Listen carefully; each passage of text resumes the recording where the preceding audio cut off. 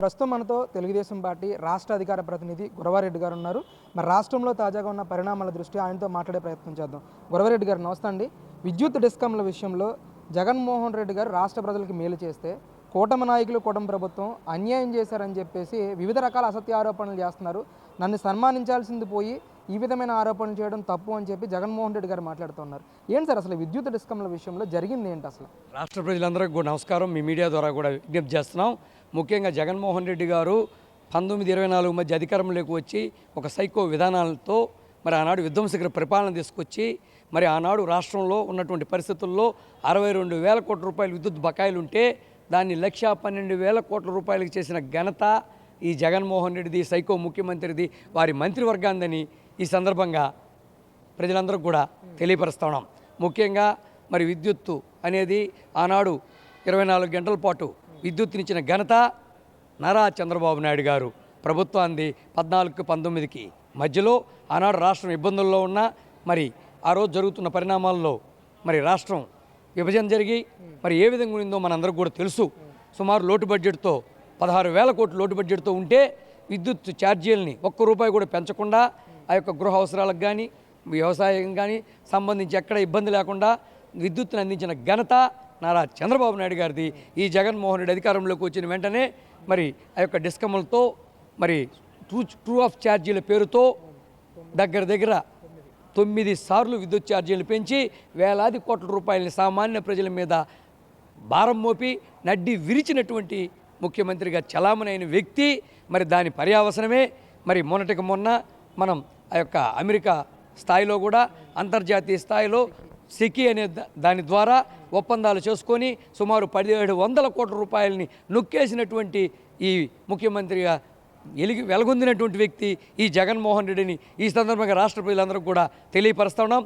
ఇటువంటి వ్యక్తుల్ని ఆయన ఏదో పెద్ద నీతి వాక్యాలు మాట్లాడినట్టు మాట్లాడుతున్నాడు పత్రికల ముందు వచ్చి. మరి ఆనాడేమో తాడేపల్లి ప్యాలెస్లో ఉండి మరి ఆనాడు సకల జనుల మంత్రి ద్వారా అన్నీ ఇప్పించి అన్నీ దోచుకొని దంచుకొని పంచుకొని తిని దాపెట్టుకున్నటువంటి వ్యక్తి ఎవరు ఉన్నారంటే జగన్మోహన్ రెడ్డి.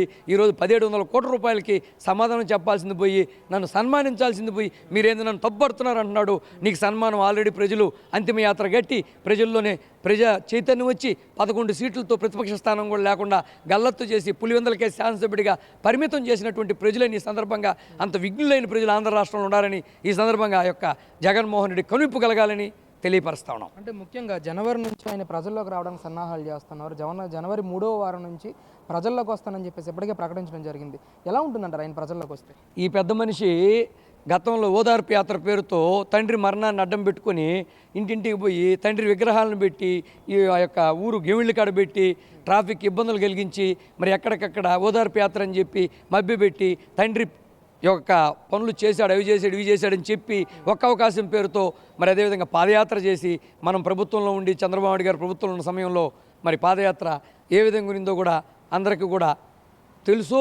అతనికి అన్ని సెక్యూరిటీ కూడా కల్పించడం జరిగింది. అన్ని విధానాల్లో కూడా వారికి అన్నీ కల్పించడం జరిగింది. మరి వారు ఏ విధంగా చేశారంటే మరి అధికారంలోకి వచ్చి సైకో విధానాలతో విధ్వంసకర పరిపాలనతో నాంది పలికి ఏ విధంగా ఇబ్బందులు పెట్టాడో మనం చూసాం. మరి ఈరోజు ఆ రోజేమో 5 ఏళ్ల పాటు ప్రజల్లోకి రాకుండా ప్రజల్లో అధికారం ఇస్తే 151 సీట్లతో అధికారం ఇస్తే మరి ఈ దుర్మార్గుడు ఎక్కడికక్కడ ఏదన్నా 3 నెలలకో 4 నెలలకో ప్రజా పర్యటన పేరుతో వెళ్తే అక్కడ కనీసం మనుషులు నిలబడే పరిస్థితి లేదు. పరదాలు కట్టుకునే ముఖ్యమంత్రి, పరదాల్లో తిరిగే ముఖ్యమంత్రి కడాకి ఆ యొక్క చెట్లను కూడా తొలగించినటువంటి దుర్మార్గుడు అంటే ఆ యొక్క వ్యక్తి ఈ జగన్మోహన్ రెడ్డి. ఇంకేం ఉద్ధరిస్తామని ప్రజల్లోకి జనవరి నుంచి వస్తావు పెద్ద మనిషి చెప్పు.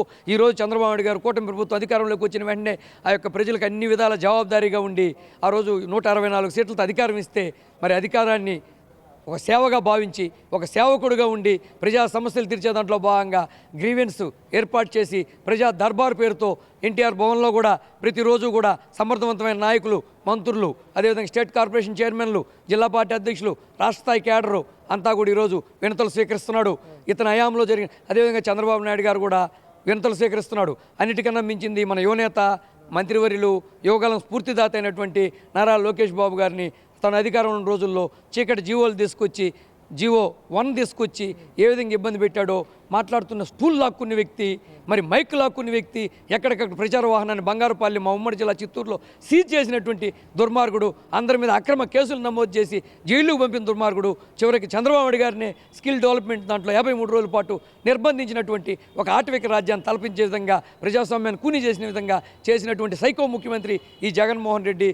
మరి 32 పోళ్లను రాలగొట్టి చివరికి ఇంటి బాట పట్టించినా సిగ్గు లజ్జ లేకుండా ఈరోజు పత్రికల ముందు వచ్చి ఏవంటేవి శుష్కమైనటువంటి మాటల్ని, అసత్య మాటల్ని ప్రజల్ని మభ్యపెట్టే విధంగా మాట్లాడుతున్నటువంటి ఈ వ్యక్తిని ఇంకా కూడా పాత్ర వేయాల్సిన పరిస్థితి ఉంది. ప్రజాస్వామ్య వ్యవస్థలు, రాజ్యాంగ మూల స్తంభాలైనటువంటి అన్ని వ్యవస్థలను గాడిన పెడుతున్నటువంటి ప్రభుత్వం కూటమి ప్రభుత్వం, చంద్రబాబు నాయకత్వంలో ప్రభుత్వం, అదేవిధంగా లోకేష్ బాబు గారు ప్రజా దర్బార్ల పేరుతో వేలాది మంది ప్రజలను కలుసుకొని వారికి కావాల్సినటువంటి కనీస అవసరాలను ఎప్పటికప్పుడు తీరుస్తూ ఒక ట్విట్టర్లో ఒక ప్రశ్న వేస్తే వెంటనే జవాబు చెప్పేటటువంటి ఒక దార్శనికుడు బిడ్డ నారా లోకేష్ బాబు గారు ఒక దార్శనికుడు పరిపాలనలో ఈరోజు రాష్ట్రం సర్వతోముఖాభివృద్ధి సాధిస్తూ ఆ యొక్క విధ్వంసకర పరిపాలన, ఆ యొక్క ఆటవిక పాలన, ఆ యొక్క వ్యవస్థలన్నింటినీ కూడా గాడిలో పెడుతున్నాం.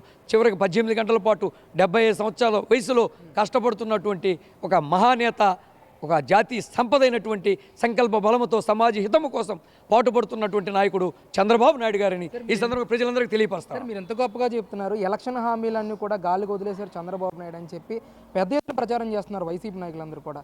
అందులో భాగంగానే దాన్ని డైవర్ట్ చేయడానికి ఈరోజు డైవర్షన్ పాలిటిక్స్లో భాగంగా వైసీపీ కార్యకర్తలను కానీ అలాగే వైసీపీ నాయకుల మీద కానీ అసత్య ఆరోపణలతో అరెస్టులు చేస్తున్నారని చెప్పేసి కూడా పెద్ద ఎత్తున ఆరోపణలు చేస్తూ ఉన్నారు వైసీపీ నాయకులు. ఎలా చూస్తారు మరి? అసలు బుద్ధుడిని మాట్లాడుతున్నారండి వైసీపీ నాయకులు.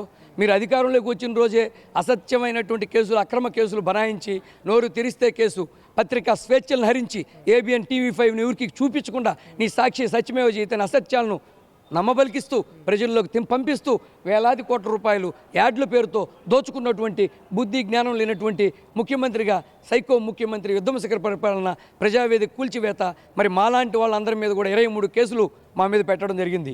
చంద్రబాబు నాయుడు గారు అరెస్టు సందర్భంగా ప్రజాస్వామ్యుతంగా ప్రజలతో కలిసి మమేకమై నిరసన తెలిపితే 307 పెట్టి జైలుకు పంపించి మాలాంటి వాళ్ళని వందలాది మందిని జైలుకు పంపినటువంటి వ్యక్తి జగన్మోహన్ రెడ్డి. మా నియోజకవర్గంలో కూడా శాసనసభ్యుడిగా మధుసూదన్ రెడ్డి ఆ రోజు వేలాది కోట్ల రూపాయలు దోచుకోవడం జరిగింది. భూ కబ్జాలు కావచ్చు, ల్యాండ్, శాండ్, వైన్ మాఫియాలను తలపించే విధంగా ఆ యొక్క జగన్మోహన్ రెడ్డి తాడేపల్లి ప్యాలెస్లో కూడా వేలాది కోట్ల రూపాయల మద్యాన్ని దోచుకున్నటువంటి వ్యక్తులు వీళ్ళు సిగ్గుందా? ఈరోజు కేసులు ఏం పెడుతున్నారు ఒకసారి చెప్పు. ఈరోజు గతంలో నువ్వు చేసిన పాపాలు, జాతీయ కార్యాలయం అయినటువంటి దైవ కార్యాలయం లాంటి పార్టీకి దేవుడుండే దేవాలయం లాంటి దీని మీద దాడి చేయించింది నువ్వు కాదా? మరి దాని మీద కేసు పెట్టక ముద్దు పెట్టుకుంటారా నిన్నో? నీ యొక్క రౌడీలు నందిగామ సురేష్, అవినాష్, మరి అదేవిధంగా ఎట్లా ఇళ్ల మీద దాడులు చేశారో మన అంతా కూడా సజ్జల రామకృష్ణ డైరెక్షన్లో జరిగిందని మరి ముద్దు పెట్టుకుంటారా నిన్నో?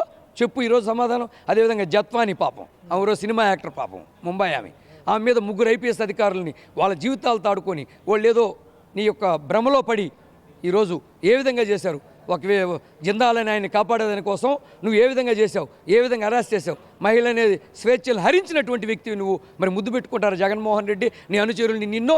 మరి గతంలో నీ కేసుల్ని మాత్రమే ప్రజాస్వామ్యంగా తిరగదోడుతున్నారు తప్ప ఈరోజు నువ్వు ఎన్ని మాట్లాడుతున్నా, నువ్వు వచ్చి ప్రెస్ మీట్లు పెడుతున్నా స్వేచ్ఛ స్వతంత్రాలు వచ్చాయి కాబట్టి ప్రజాస్వామ్యతమైన పరిపాలన చంద్రబాబు నాయకత్వంలో కొనసాగుతున్నది కాబట్టి నెల్లూరుకు వచ్చి ఆ యొక్క పినేపల్లి రామకృష్ణారెడ్డిని పరామర్శించి చంద్రబాబు నాయుడు అన్నావు. గారెను కూడా లేకుండా ముఖ్యమంత్రిని సంబోధించకుండా ఆ రోజు నీ నాలికి చీరాల.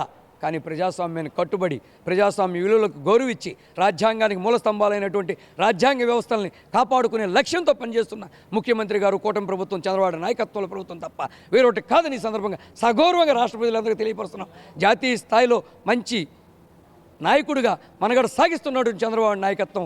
నువ్వు అవాకులు చవాకులు పేలితే ప్రజలు తగు రీతిలో రేపు జనవరిలో బయట వస్తానంటున్నావు. మరి నీ పరదాలు కట్టేది కాదు, నీ గోరీ కడతారని ఈ సందర్భంగా హెచ్చరిస్తున్నాం.